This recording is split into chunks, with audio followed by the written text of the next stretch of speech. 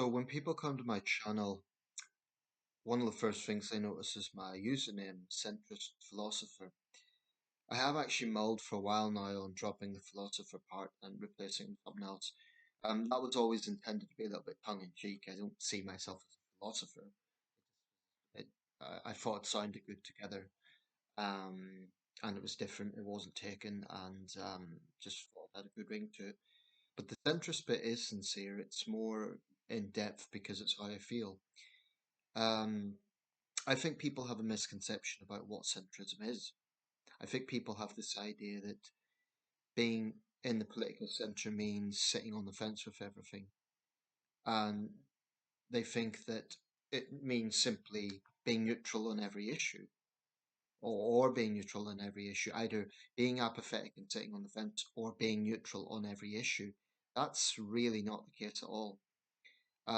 If you ask anyone who identifies as a political moderate, use American vernacular, or a centrist, which is probably more British language, the chances are they will have strong views, and if anything, they'll be pretty political. Um, and the very reason that they would associate with a centrist precisely because they do see many nuances and they do think deeply about a lot of issues. So that's something I really want to put out there. This idea that being centrist means you cannot have strong views is nonsense. Um, Now, if someone just comes to my channel and I'm making a particular video where I come out with strong conservative views, for example, on crime, I can forgive them for thinking that I'm a conservative. If I have another video where I'm having strong left-wing views, left-leaning views on something like my views on welfare, um, then I can forgive them for thinking that I'm a lefty. But for anyone who's followed my channel for a while, they'll see that it's a mixed bag. Some of my videos lean to the right, some lean to the left. And that's not me trying to please people. That's just me being honest to my own views. Some people have thought they're being clever by attacking my centrism and saying, oh, if you were really a centrist, you would understand both sides. But again, being a centrist isn't about being 50-50. It never has been. It's a little bit like, I was going to say, I could just say I agree with everyone, please everyone. That would be insincere. It's a little bit like expecting journalists to be absolutely neutral. Um, the responsibility of journalists is to tell the truth, but that doesn't mean neutrality. I mean, if a journalist directly sees a war crime taking place, their job is to report it. It isn't to say, well, there may have been a war crime, I've seen what happened, but there may have been a war crime, may not. Or maybe to give a better example, um, I saw this analogy recently. If a journalist sees that it's raining, one person says, "Oh, look, it's raining," and then another person says it's not raining, the journalist is going to report it's raining because they can see it themselves. So they're working on empirical evidence. It's not a question of it better, reflect both points of view. What they could then do is say this person said it's not raining, although the evidence showed it is. So anyway, I'm making that analogy because journalism, like centrism, is not about being absolutely smack bang in the middle. Um, why is it called centrism? Because on the balance of things, your views would broadly align to the centre because some left, some right. But we hear such terms as centre right, centre left, which I think are valid, they're applicable. Um, so with that being said, I want to explain why I've been disillusioned by the right in in recent months, perhaps over the last year, I would say, roughly speaking, very roughly speaking. But why am I focusing on the right in this video? Why not the left? Because I think with the re-election of Trump, um, with Elon Musk's takeover of X, there is some things I've noticed about the political right that are worth commentary. I've criticized aspects of the left. I've long criticized woke ideology, and I stand by everything I've said. I remain very critical of that. I remain very critical of, for example, critical race theory. I remain very critical of identity politics. And I made a video clearly laying out why I thought the Democrats lost this year. They did make mistakes. Um, so I don't think it's necessary to just go into why, like, where I'm critical of the left, because I've already been clear on that. And there are some issues that I definitely am solidly more conservative leaning. For example, the one that is probably more prominent than any is on crime and justice. I freely admit that I have conservative views on that. I think if people hurt society, they should pay a price. I strongly believe in the principle of judicial punishment. Um, and that's just in my DNA, partly from personal experience, but it's just what I believe. So I've no problem saying Nathan Hazlitt is a conservative on crime. Pigeonhole me all you want because I am a conservative on crime, but that doesn't mean I'm a conservative on other issues. Um, Likewise, if people want to say I'm a lefty when it comes to issues around welfare, for example, I really have a big problem with treating claimants like criminals. I have a problem with both the Conservative and Labour parties have done this, um, basically imposing this kind of sanction culture on the unemployed. Um, Anyone who thinks that signing on is easy doesn't understand the reality of it. They haven't seen that people do get threatening letters from the DWP. They don't know how soul destroying it can be to have to sign on. And yes, there's people who abuse the system. I've been very outspoken on that issue, and I'm well aware that that is something that places me much more on the political left. I'm fine with that. Again, it's based on personal experience. So there you have one issue I'm well on the right, one issue I'm well on the left. So be it. I don't think that's a contradiction because I don't think that claimants should be treated the same as criminals unless they've actually committed a criminal offence. Um, But this video is not about going into particular policy areas. Like I say, I want to explain why I've got disillusioned with the right. For a while I kind of I never called myself a right winger, but I did have time for people like Douglas Murray, briefly Lawrence Fox, although I think he went down a bit of a rabbit hole. Melissa Chen, there's others. Some of them would certainly not be hard right; they would be moderate right, or at least I thought they were.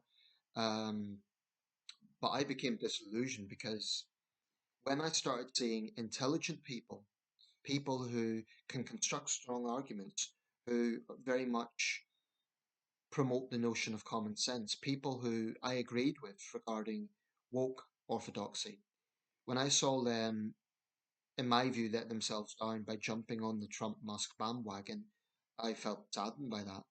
Um, I think there are people out there who do admire power for power's sake. I think power can be a good thing if it's used for benevolent purposes.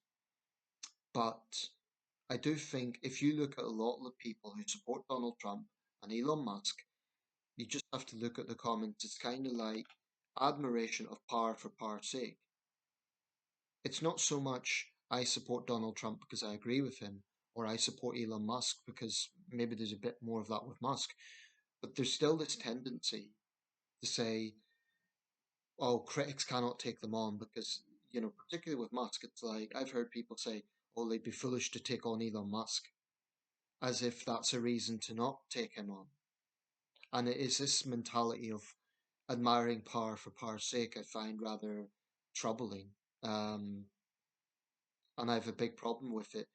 I do think one of my main critiques of the political right is that there is a survival of the fittest mindset. This is one reason I didn't vote for the Tories because I think there's this mindset with conservative thinking that if someone is struggling in some way, if they are unemployed, if they're homeless, if they're a migrant, then it must be their own fault. If they're homeless, they must be a junkie. If they're unemployed, they must be lazy or a gold scrounger. If they are a migrant, oh, they're just seeking British benefit money, as if people would risk their lives crossing the channel just for a bit of money. I don't think it's that simple. Well, it's not that simple. Um, I do reject the naivety that the left sometimes shows.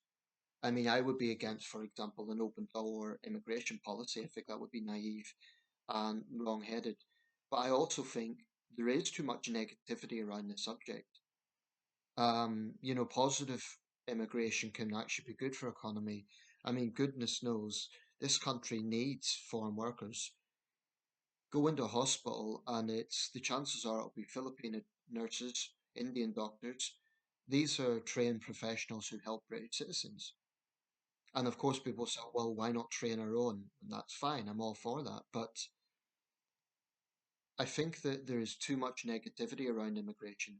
What I favour is a balanced approach. I favour actually what Nick Clegg proposed a few years ago, which is have less of a concentration of migration on impoverished areas where there's going to be more tensions.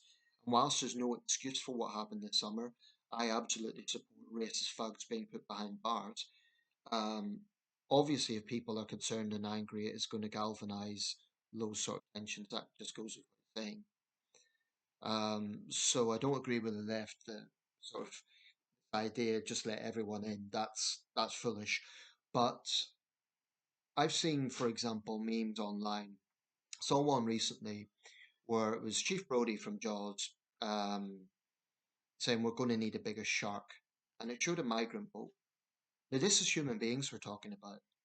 The implication being, oh, if only a shark could just eat them up. There's a dehumanization and a desensitization there, which I find frankly disgusting. Um, and I see a lot of this from the political right. Um, they seem to admire people who, I recall Robert F. Kennedy Sr.'s speech in 1968. Too often I'm going to try and get this right, too often we honor the wielders of force, and swaggering power. That was what he was driving at. Um, and he was absolutely right. That is very true of the world today. I mean, think of figures like Donald Trump, Elon Musk, certainly Putin around the world. Unfortunately, we're in an era where so-called strongmen, although I would question the validity of that term, because actually they have a lot of insecurity. But let's say powerful individuals who it's power for power's sake. You know, Putin, Musk, Trump, are they really trying to improve people's lives? I would strongly question that. But frankly, I think with conservatism, I'm not talking here about individuals, but with conservative ideology, there is a compassion deficit. Like I say, those who are calling for even tougher penalties on the unemployed, it's a complete misconception, by the way, that there's no sanctions. That is simply not true. Um, but those who are pushing for even harder penalties, you could be damn sure they haven't been through the system themselves. And if they have, shame on them for their lack of empathy. Um, but this oversimplification of complex problems doesn't help. Um, I do question someone who would say we need to be much tougher on the unemployed and claimants, but they have nothing to say about big corporations avoiding tax, greedy energy companies, and so on. They may comment on both, but I do think a lot of conservatives have this mentality that of looking up to the powerful, right? So if someone is outwardly successful, like Elon Musk, well, we better not criticize him. He must be getting it all right. Um, I have a big problem with that mentality. I mean, I want to be clear here. I'm not saying that individual conservative leaning people are all heartless. I don't think that's the case. Individual conservatives will probably give to charity. They may even be, they'll be decent people. I've known conservatives that have been thoroughly decent, likable people. But I do think in recent years there's been a tendency, um, there's been a compassion deficit. I mean, compassion is not weakness. I'm sick and tired of this idea that um, focusing on compassion is somehow being woke. I've criticized that sort of dogma. I've criticized things like critical race theory. I've been very critical of the double standards. But frankly, there's right wingers that go to the other extreme where they just view any form of compassion as being a snowflake or being woke, that's nonsense. Okay, are you seriously going to say, for example, a child that is being bullied at school, really hounded, that wanting to protect that child, wanting to rein in on that sort of bullying, is being a snowflake? Are you really going to say that if people have concerns about rising global temperatures are a snowflake? That's something that millions of people feel. I mean, and by the way, millions of people experience the consequences of that. So, whilst I have also been a big critic of woke zealotry, and I remain a critic and I stand by everything I've said, I do think sometimes it's a bit exaggerated by the right, just to label everything that they don't like. Um, and the tabloids, the stuff that they cite as wokeism, some of it, it really isn't. It's just reasonable measures to to protect people or to show compassion. So basically, in the 2010s, I I did look up to a lot of people, or let's say, give time to people who were really railing out against woke orthodoxy. But unfortunately, some of those individuals, I'm not going to name and shame them, but some of those individuals, I've just seen a trajectory where they're willing to jump on the Trump bandwagon. Well, he's won, so he must be right.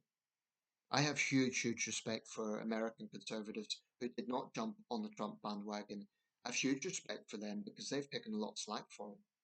People like the Lincoln Project. Now, probably there'll be areas I disagree with them on, they're conservatives, but they have been consistently critical of Trump. Um, I look at certain British conservatives like Liz Truss, who just jump on the Trump bandwagon. Again, this idea that we just need to grovel to him because he's the president elect. I think Starmer's approach is probably right. Excuse me. We're going to have to work with America. That does not mean we should be subservient to the American president, any American president. Um, so yeah, I'm sick and tired of conservatives who stick their nose up at people who are struggling. Um, I mean, anyone who thinks being a disabled claimant is easy should spend a few weeks in their shoes. Because they have to go through rigorous medical checks. Even when they produce that evidence, even when they produce letters from doctors, the DWP will still ask questions.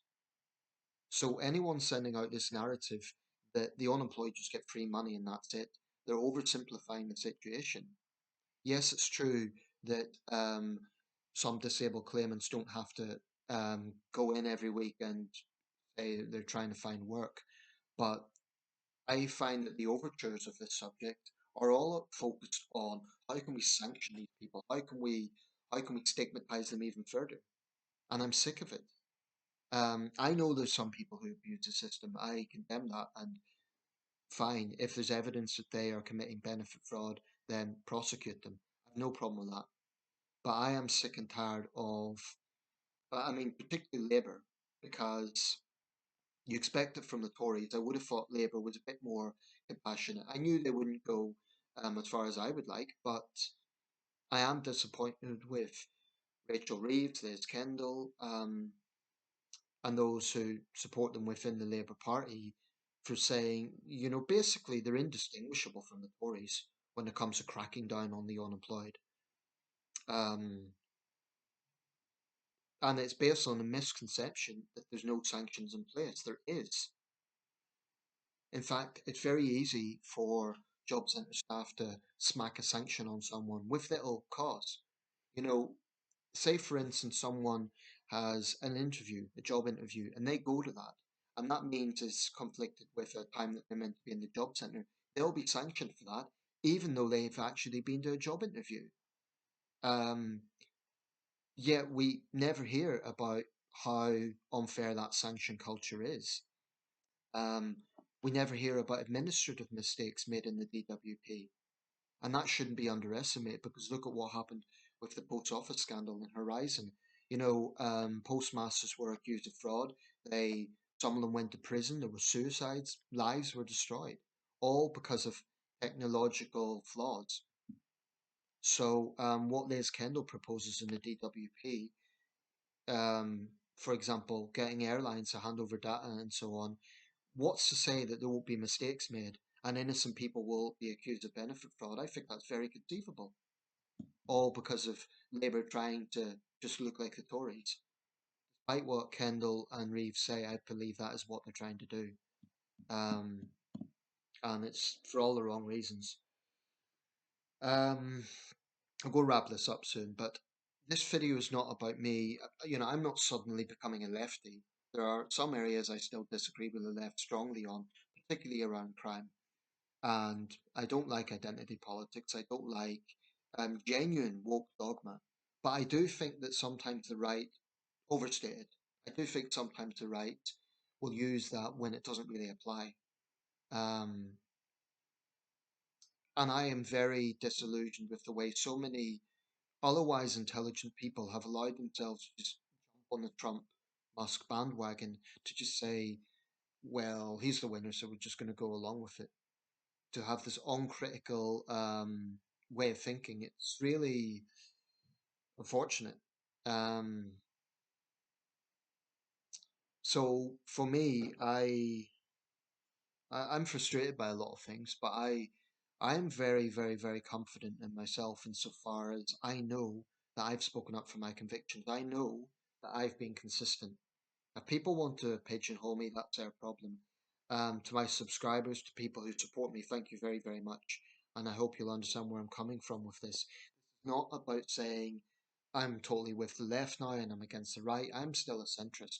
I'm just explaining why I've moved away from some right wingers that I would have previously supported. I mean, if well, just round up with this. If these people can't think it's completely fine, there's nothing wrong with a convicted criminal like Donald Trump, a man who has spent years involved in demagoguery, involved in lies, involved, he's a rapist. I mean, I don't want to go off on a tangent, which what I think of Trumpism, but if you are a reasonable conservative and you see nothing wrong with that, I do question your moral compass. I don't think you are a reasonable conservative. I would say genuine conservatives should question Donald Trump.